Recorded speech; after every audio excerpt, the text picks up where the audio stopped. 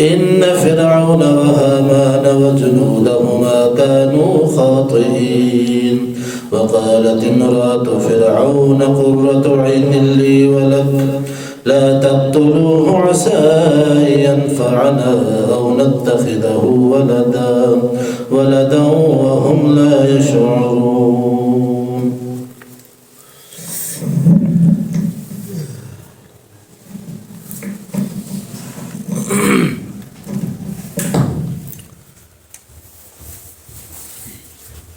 بنی اسرائیل جب مصر میں آباد ہوئے تو ان کا خاندان اور نسل وہیں بڑی اور پھولی اور ان کی تعداد میں اضافہ ہوا. تو یہ جو بادشاہ حضرت یوسف علیہ السلام کے زمانے میں تھا، یہ تو بڑا نیک دل آدمی تھا، لیکن اس کا جو پوتا تھا، اس کا پوتا حضرت موسیٰ کے زمانے میں بادشاہ بنا تھا. تو وہ بڑا ظالم آدمی تھا. ولید ابن مصعب ابن ریان اس کا نام تھا. لقب اس کا فرعون ہے. اس زمانے میں ہر بادشاہ کا لقب جو مصر کا ہوتا تھا اس کا لقب فرعون ہوتا تھا. صدر، وزیر اعظم، بڑا آدمی، یہ فرعون کا معنی ہے. تو اس ظالم نے کیا کیا کہ بنی اسرائیل کے جتنے بھی افراد تھے ان کو اپنا غلام بنایا. کیا بنایا جی؟ اور یہ ان کو حقارت کی نظر سے دیکھتے تھے، چاہے وہ مصر کے لوگ ہوں یا بادشاہ ہوں یا رعایا ہوں، جو بھی ہوں، وہ غیر مصری کو مصر کے اندر حقیر سمجھتے تھے.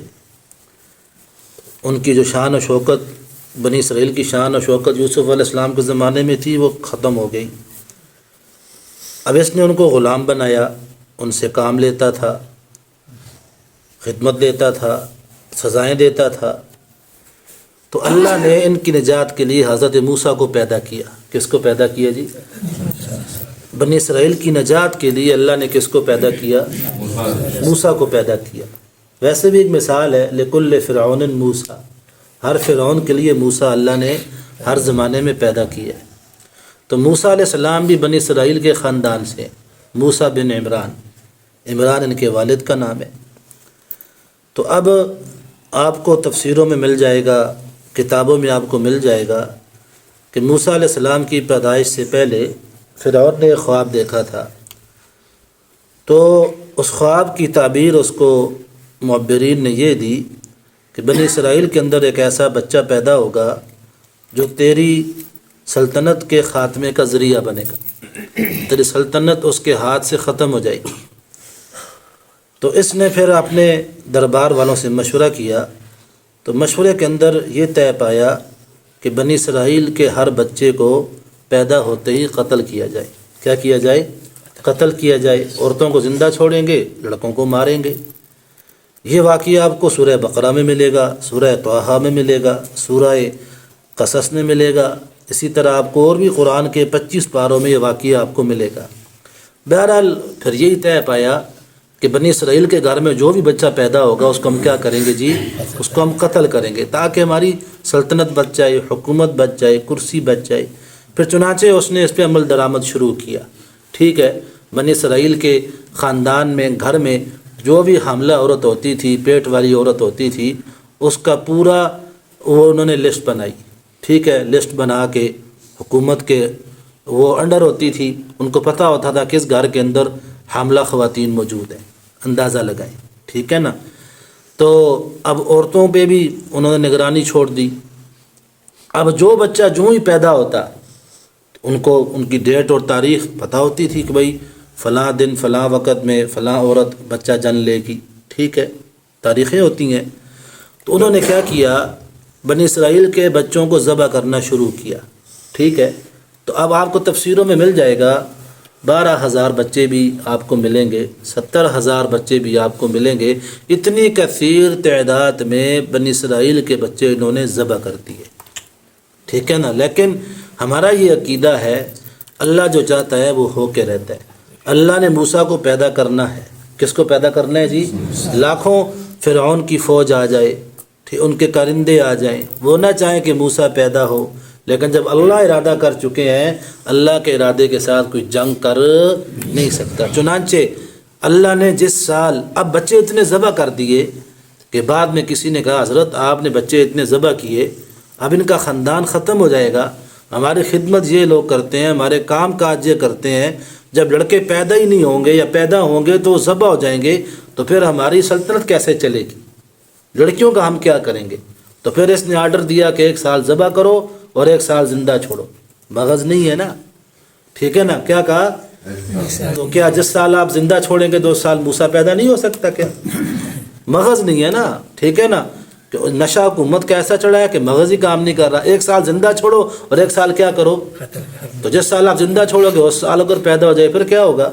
بہرحال عقل نہیں ہے، کام نہیں کرتی ان کی بادشاہوں کی۔ اب اللہ کی شان دیکھیں، جس سال اس نے آرڈر دیا کہ بچوں کو مارنا نہیں ہے، اس سال اللہ نے ہارون علیہ السلام کو پیدا کیا۔ ہارون علیہ السلام حضرت موسیٰ کے بڑے بھائی ہیں، جو حضرت موسیٰ سے 4 سال بڑے ہیں۔ کتنے سال بڑے ہیں جی؟ 4 سال بڑے ہیں۔ اور جس سال اللہ آپ کا بھلا کرے مارنے کا حکم تھا، اس سال اللہ نے حضرت موسیٰ کو پیدا کیا، ٹھیک ہے؟ لیکن موسیٰ علیہ السلام کی والدہ پریشان تھی کہ بچہ ولادت کا وقت قریب ہے۔ اللہ کی شان دیکھیں نا، ان کی والدہ کا پیٹ پھولا، نہ موسیٰ علیہ السلام نے روتے پیدائش کے وقت کوئی وویلا کیا، نہ وہ روئے، کسی کو اندازہ نہیں ہوا، شک ہی نہیں ہوا کہ موسیٰ علیہ السلام کی ماں حاملہ ہے۔ لیکن ڈر ہوتا ہے ذہن میں، ٹھیک ہے؟ یہ ذہن کے اندر ایک ڈر تھا کہ پولیس آ جائے گی، حکومتی کارندے آ جائیں گے، موسیٰ علیہ السلام ادھر پیدا ہو گئے۔ تو اللہ پاک نے موسیٰ علیہ السلام کی ماں کے دل میں ڈالا، قرآن اس کو بیان کرتا ہے، میں آیتیں نہیں پڑھتا ہوں، کہ اے موسیٰ کی ماں، آپ کا کام ہے دودھ پلانا۔ کیا کام ہے آپ کا؟ آپ اس بات سے نہ ڈرو کہ میرا بچہ ضائع ہو جائے گا، ذبح ہو جائے گا، آپ دودھ پلاتی رہے بس۔ ہاں، جب آپ کو خطرہ ہو کہ اب حکومت کے جو کارندے ہیں ان کو پتہ چل جائے گا، ٹھیک ہے نا، آپ کو خطرہ ہو، تو آپ نے کرنا کیا ہے کہ آپ نے اس بچے کو لکڑی کے تابوت میں ڈال کے دریا کے حوالے کرنا ہے۔ کس کے حوالے کرنا ہے؟ آپ نے دریا کے حوالے کرنا ہے، بس۔ آپ نے ڈرنا نہیں ہے، پریشان نہ ہونا، غم نہ کرنا۔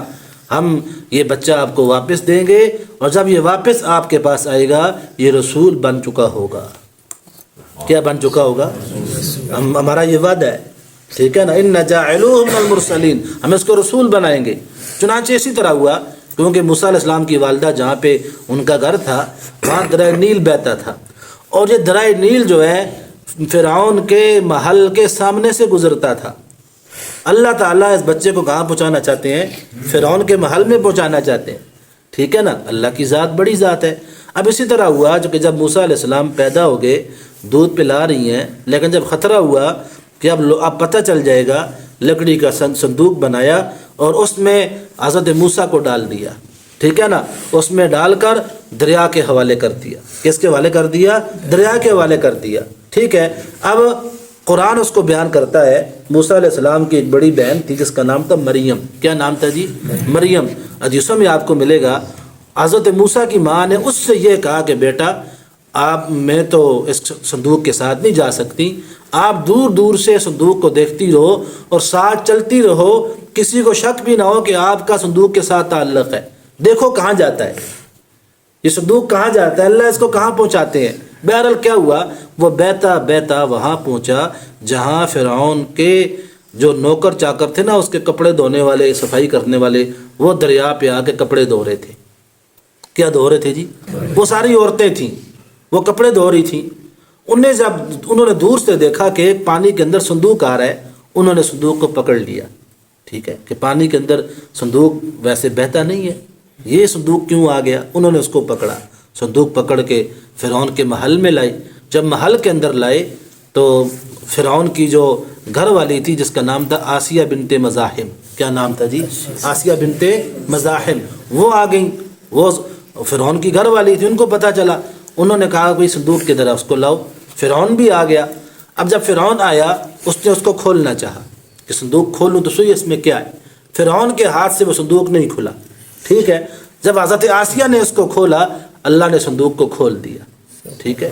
اللہ نے صندوق کو، اللہ نے پہلے سے ہی حضرت موسیٰ کی محبت آسیہ کے دل میں ڈال دی، ٹھیک ہے نا, اللہ بچانا چاہ رہے ہیں, اللہ کیا چاہ رہے ہیں, اللہ بچانا چاہتے ہیں. اور سورہ طٰہٰ میں آپ کو ملے گا کہ جب حضرت موسیٰ صندوق سے باہر آئے, آسیہ علیہ السلام نے اس کو دیکھ لیا. سورہ طٰہٰ میں آپ کو ملے گا وَالْقَيْتُ عَلَيْكَ مَحَبَّةً مِّنِّي, ہم نے موسیٰ کی محبت آسیہ کے دل میں ڈال دی. کس کے دل میں ڈال دی؟ اب آسیہ علیہ السلام نے جو ہی موسیٰ علیہ السلام کو دیکھا ایک دم محبت ہو گئی, پیار ہو گیا. اور اللہ آپ کا بھلا کرے, فرعون نے کہا مارتے ہیں اس کو. آسیہ نے کہا جی لا تقتلوہ, اس بچے کو نہ مارو, اس بچے کو عسیٰ ینفعنا, ہو سکتا ہے ہمیں یہ بچہ نفع دے. ہمیں بچہ کیا دے؟ ہمیں یہ نفع دے گا, یا اس کو ہم بیٹا بنائیں گے, اور یہ بچہ میری آنکھوں کی ٹھنڈک ہے, تیری آنکھوں کی بھی ٹھنڈک بنے گا. آسیہ کس کو کہہ رہی ہیں؟ فرعون کو. لیکن فرعون آگے سے کہنے لگا تیری آنکھوں کی ٹھنڈک تو بن سکتا ہے لیکن میری آنکھوں کی ٹھنڈک یہ بچہ نہیں بنے گا. ہمارے پیغمبر فرمایا کرتے تھے جس طرح آسیہ نے موسیٰ کو اپنی ٹھنڈک کہا, اللہ نے اس کو ایمان کی دولت عطا فرمائی. اگر فرعون بھی کہہ دیتا کہ یہ میری آنکھوں کی ٹھنڈک ہے, اللہ فرعون کو بھی کلمے کی دولت عطا فرما دیتا. اس نے نہیں کہا. ٹھیک ہے, اب کیا ہوا؟ قتل سے اللہ نے بچا دیا. کس سے بچا دیا؟ اللہ نے فرعون کے دشمن کو, جس کے ہاتھ سے فرعون کی حکومت ختم ہوگی, اللہ نے اس کو کہاں پہنچا دیا جی؟ فرعون کے گھر میں پہنچا دیا, فرعون کے محل میں پہنچا دیا. اب کیا ہوا؟ سورہ طٰہٰ میں آپ جائیں گے وہاں آپ کو مل جائے گا. اب موسیٰ علیہ السلام کی جان تو بچ گئی ہے, جان کیا ہو گئی ہے؟ بچ گئی ہے. لیکن اب مسئلہ آ گیا کہ بھائی اس کو دودھ پلانا ہے. اب موسیٰ علیہ السلام نے رونا شروع کر دیا. گھر میں روئے نہیں ہے, اپنے گھر میں روئے نہیں ہے. اب فرعون کے گھر میں آ گئے تو اللہ نے رونا ان کو سکھا. اب رونے لگ گئے. اب فرعون کو بھی فکر ہوئی کہ یار یہ بچہ میری بیوی کو پسند ہے. تو بیوی کی پسند آدمی کی کیا ہوتی ہے بھائی؟ اور پسند ہوتی ہے نا. کہ بیوی کو پسند آ گیا ہے تو اب اس بچے کا کچھ کھانے کا انتظام کرنا ہے, پینے کا انتظام کرنا ہے, تو دودھ پلایا جائے. تو اس وقت جتنی بھی دودھ پلانے والی عورتیں تھیں فرعون کے دربار میں تھیں یا اس کے خاندان میں تھیں, وہ ساری عورتیں آ جاتی ہیں, ایک ایک آ کے دودھ پلانا چاہتی ہے.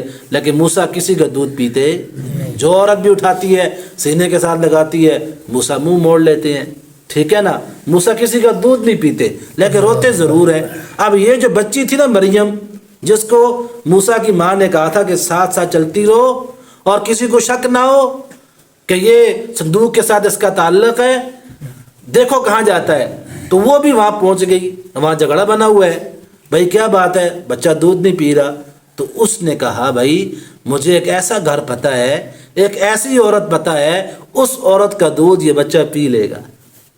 ٹھیک ہے نا, نہیں سمجھے آپ؟ وہ کس کا کہہ رہی تھی؟ اپنی ماں کا کہہ رہی تھی.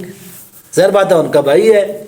ٹھیک ہے نا, کہا مجھے ایسا گھر پتہ ہے, اس گھر میں ایک عورت ہے, اس کا دودھ بڑا صاف ستھرا ہے, مجھے امید ہے کہ وہ یہ بچہ اس کا دودھ. تو ان کو پھر شک نہیں ہوا. اس نے کہا بھائی جاؤ, آپ ہی جاؤ اس عورت کو لے کے آؤ. کہا وہ تو بنی اسرائیل کے خاندان سے ہے. کہا کوئی مسئلہ نہیں. ٹھیک ہے, موسیٰ علیہ السلام کی ماں ادھر اتنی پریشان تھی, قرآن اس کو بیان کرتا ہے اتنی پریشان تھی. قرآن کہتا ہے کہ اگر ہم موسیٰ کی ماں کا دل مضبوط نہ کرتے تو موسیٰ کی ماں کہہ دیتی کہ یہ میرا بیٹا ہے, تو پھر اس کو ذبح ہونا پڑتا, پھر ان کا کر دیتا جی. لیکن اللہ نے موسیٰ کی ماں کے دل کو کیا کیا جی؟ مضبوط کی. اچھا اب کیا ہوا؟ اب موسیٰ علیہ السلام کی والدہ آ گئیں, دودھ پلانے کے لیے آ گئیں, فرعون کے گھر میں آ گئیں. جو ہی موسیٰ علیہ السلام کو اٹھا کے سینے سے لگایا, موسیٰ علیہ السلام نے دودھ پینا شروع کیا. ٹھیک ہے نا, قرآن کہتا ہے وَحَرَّمْنَا عَلَيْهِ الْمَرَاضِعَ, ہم نے تمام دودھ پلانے والی عورتیں, جتنی بھی عورتیں تھیں دودھ پلانے والی فرعون کے خاندان سے, ان سب کا دودھ موسیٰ پہ ہم نے حرام کر دیا کہ موسیٰ پینا نہیں ہے, لیکن اپنی ماں کا دودھ آپ پی سکتے ہو. ٹھیک ہے نا. اب کیا ہوا؟ موسیٰ علیہ السلام کی ماں جاتی ہے, اب دودھ پیا, فرعون بھی مطمئن ہو گیا, آسیہ بھی مطمئن ہو گئی. تو فرعون کہتا ہے جی کہ آپ اس طرح کریں, آپ میرے شاہی محل میں ٹھہر جائیں, ہم آپ کو کھانا بھی دیں گے, خرچہ بھی دیں گے, آپ ہمارے بچے کو دودھ پلائیں. اپنے جیب سے پیسے لگا کے فرعون نے اپنی ہلاکت کا سامان تیار کیا, اپنی جیب سے, کہ آپ ہمارے گھر میں رہیں, بچے کو دودھ پلائیں, شاہی خزانے سے آپ کو تنخواہ ملے گی, آپ کو پیسے بھی ملیں گے, آپ کی ضرورتیں پوری ہوں گی. موسیٰ علیہ السلام کی ماں کہنے لگی میں فارغ نہیں ہوں, میرا گھر بار ہے, کام کاروبار ہے, میرے بھی بچے ہیں, ٹھیک ہے نا, میں یہاں نہیں ٹھہر سکتی. فرعون کہتا ہے چلو یہاں نہیں ٹھہر سکتی, بچے کو اپنے ساتھ لے جاؤ. کیا کہا جی؟ بولیں, بچے کو اپنے ساتھ لے جاؤ, دودھ پلاتی رہیں, جب بچہ تھوڑا بڑا ہو جائے دودھ چھوڑ لے پھر ہمیں واپس کر دینا. کیا کہا آج پھر ہمیں پھر واپس کر دینا. اب اللہ نے کہا تھا نا موسیٰ کی ماں سے ڈرنا نہیں ہے, غم نہیں کھانا, ہم اس کو واپس لوٹائیں گے, آپ کو واپس دیں گے. اللہ نے واپس لوٹایا کہ نہیں لوٹایا؟ ٹھیک ہے نا, اللہ نے واپس, لیکن ابھی رسول نہیں بنایا ہے, رسول اللہ بعد میں بنائیں گے, لیکن اللہ نے لوٹا دیا. اب موسیٰ کی ماں موسیٰ علیہ السلام کو گھر لے کے آ گئی. دودھ پلانے کا زمانہ 2 سال 3 سال دودھ پیتے رہے. جب دودھ سے فارغ ہوئے موسیٰ علیہ السلام کی ماں موسیٰ کو اٹھا کے فرعون کے گھر لے جاتی ہے. اب موسیٰ وہاں 18 سال رہے. کتنے سال رہے بھائی بولیں؟ 18 سال رہے, فرعون کے گھر میں رہے. لوگوں میں مشہور تھا موسیٰ فرعون کا بیٹا ہے. ٹھیک ہے نا, موسیٰ علیہ السلام شہزادوں کی طرح رہے. ظاہر بات ہے فرعون بڑا بادشاہ تھا, فرعون کی بادشاہت اتنی مضبوط تھی, قرآن نے فرعون کی بادشاہت کو میخوں سے تعبیر کی ہے. فرعون میخوں والا بادشاہ تھا.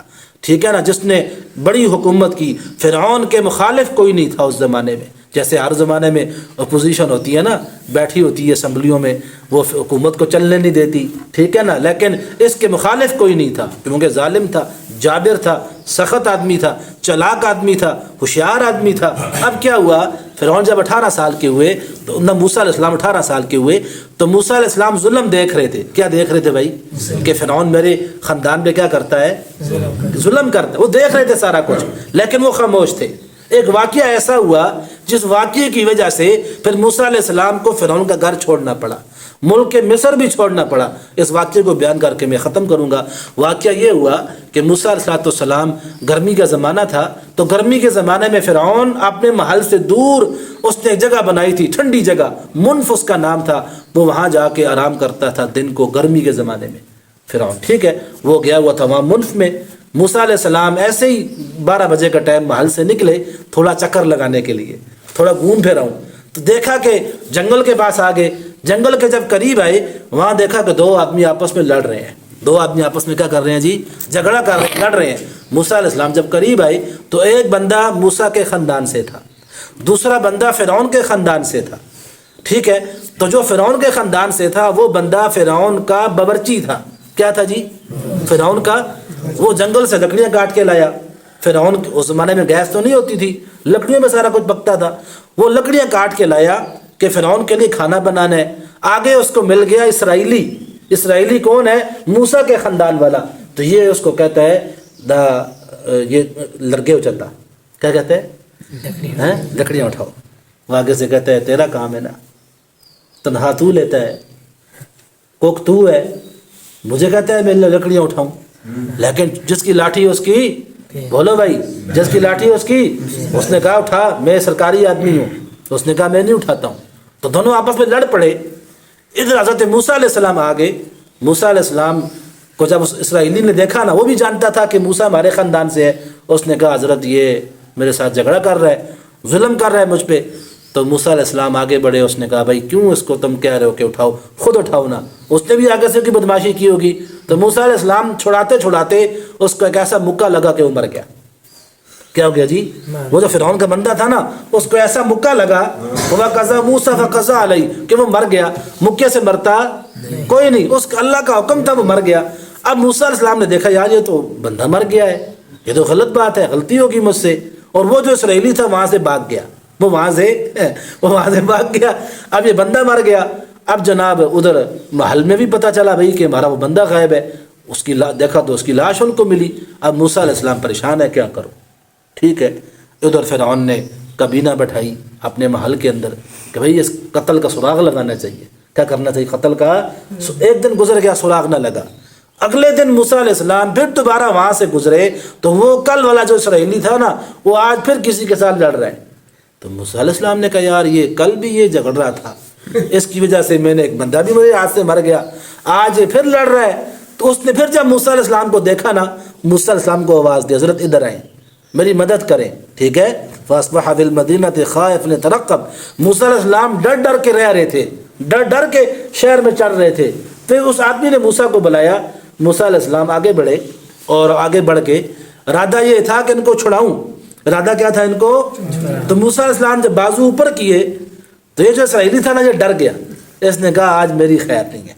کیا کہا؟ کیونکہ اس نے مکے کا اثر دیکھا ہوا تھا मुक्के का असर, वो तो तकड़ा आदमी था, फिरौन का खाता पीता, मैं तो कमज़ोर सा आदमी हूँ, मुझे तो 2 उंगलियां भी लग गई तो मर जाऊंगा, ठीक है ना। उसने असर देखा हुआ था, तो उसने फ़ौरन मूसा अलैहिस्सलाम से कहा, अच्छा कल आपने अतुरीदु अन तक़्तुलनी कमा क़तलता नफ़्सन बिल्लम्स, ए मूसा आज मेरी बारी है, आज मुझे मारोगे जैसे कल एक बंदे को मारा है। अब जनाब क्या हुआ, वो जो दूसरा बंदा था ना वो फिरौन का था, उसने कहा अच्छा कातिल तो मूसा है।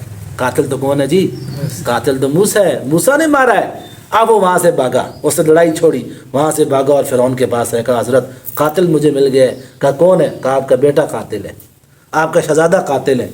तो फिरौन तो पहले से ही बहाने ढूंढ रहा था, वो तो बीवी की वजह से खामोश था। उसने फ़ौरन आर्डर किया, भाई सब जमा हो जाओ, सारी कबीना आ जाए, इजलास बुला लिया, इजलास बैठ गया, ठीक है ना। अल्लाह ने इसी इजलास में से एक ऐसे आदमी को उठाया जो मूसा का मददगार बना। क्या बना जी? इजलास के अंदर ये तय हुआ, मूसा को कत्ल करो। क्या करो जी? कत्ल करो मूसा को, कोई हल नहीं है इसका।